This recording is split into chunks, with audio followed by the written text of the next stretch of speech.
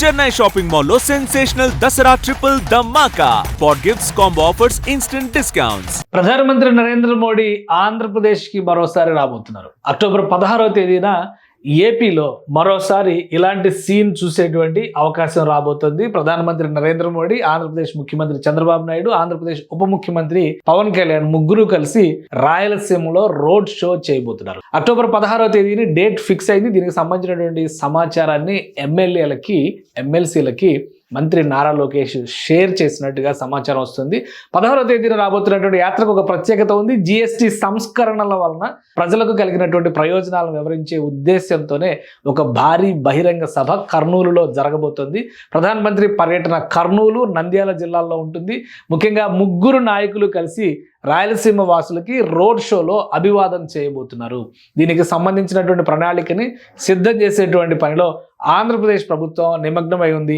రాబోయేటువంటి రోజుల్లో ఆంధ్రప్రదేశ్కి కలిగించబోయేటువంటి ప్రయోజనాలు, ముఖ్యంగా ఈ పర్యటనలో కొన్ని శంకుస్థాపనలు, ప్రారంభోత్సవాలు ఉంటాయి. రాయలసీమకు మేలు చేసేటువంటి కొన్ని అంశాల ప్రకటన కూడా ఉంటుందనేటువంటిది చాలా స్పష్టంగా నారా లోకేష్ ఎమ్మెల్యేలకి చెప్పినట్టుగా తెలుస్తుంది. అంటే ఇటీవల ఒక 2 రోజుల క్రితం మనం డెవలప్మెంట్స్ చూస్తే కనుక గత 3-4 రోజులుగా కర్నూలులో ఏపీ హైకోర్టు డివిజన్ బెంచ్ ఏర్పాటుకు సంబంధించినటువంటి ప్రణాళిక, దానికి అనువైనటువంటి భవనాలను ఎంపిక చేసేటువంటి ప్రక్రియ జరుగుతుంది.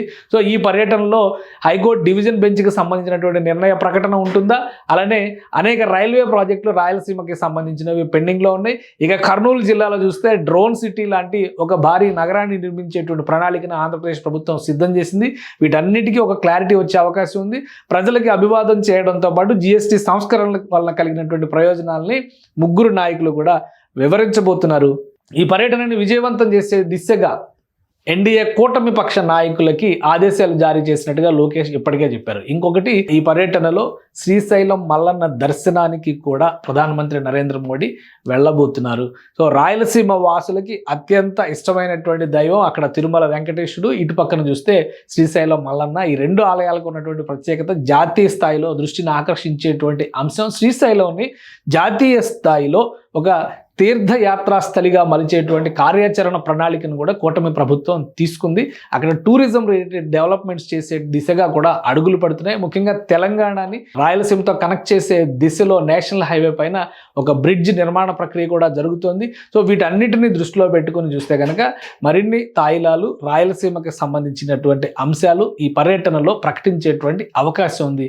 మొత్తం మీద చాలా రోజుల తర్వాత ఇప్పుడు జిఎస్టి సంస్కరణల రూపంలో భారీ బహిరంగ సభ ఎన్డీఏ కూటమి పక్ష నాయకులు ఆంధ్రప్రదేశ్లో నిర్వహించబోతున్నారు. ముగ్గురు నాయకుల రోడ్ షో దీనికి హైలైట్ కాబోతుంది. షెడ్యూల్ ఖరారైంది కాబట్టి ఆ దిశగా చేయాల్సినటువంటి కార్యాచరణ ప్రణాళికని దిగువ స్థాయిలో అధికార యంత్రాంగం దగ్గర నుంచి అందరూ కూడా కార్యాచరణ ప్రణాళికను రూపొందించేటువంటి పనిలో నిమగ్నం అయ్యాల్సిందిగా ఆంధ్రప్రదేశ్ ప్రభుత్వం ఇప్పటికే ఆదేశాలు జారీ చేసింది.